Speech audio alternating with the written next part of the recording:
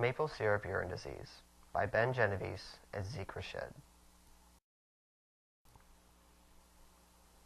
Maple syrup urine disease was first described in 1954 when Menkes et al. Reported a family in which 4 infants died within 3 months of their lives because of a neurodegenerative disorder.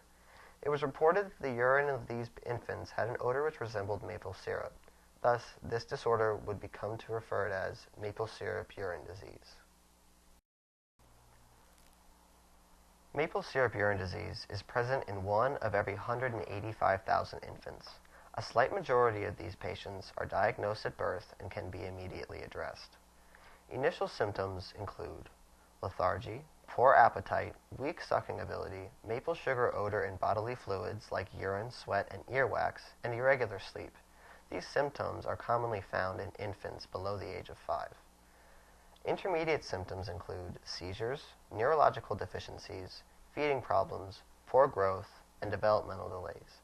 These symptoms are normally found in patients that have been diagnosed between the ages of 5 and 15. Maple syrup urine disease is a very treatable disease, and monitoring one's diet is the main way to keep the disease under control.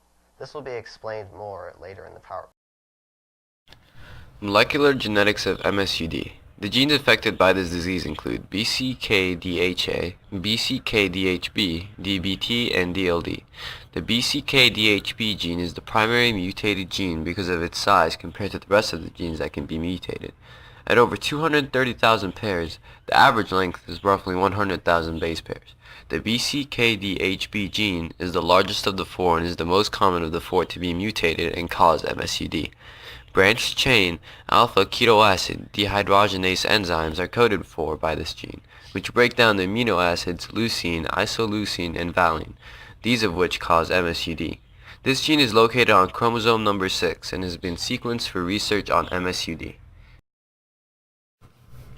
Maple syrup urine disease is inherited in an autosomal recessive pattern, meaning both copies of the gene in each gamete have mutations.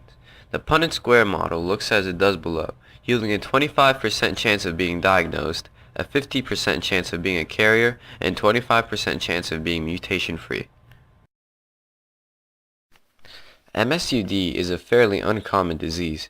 Therefore, little research has been conducted on how to possibly detect urea-related deficiencies at or before birth more accurately and more often.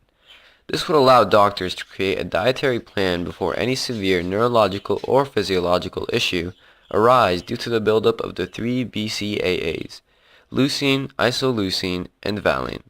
The most important factor for keeping MSUD under control is one's diet. With correct diet in early life, all symptoms may cease.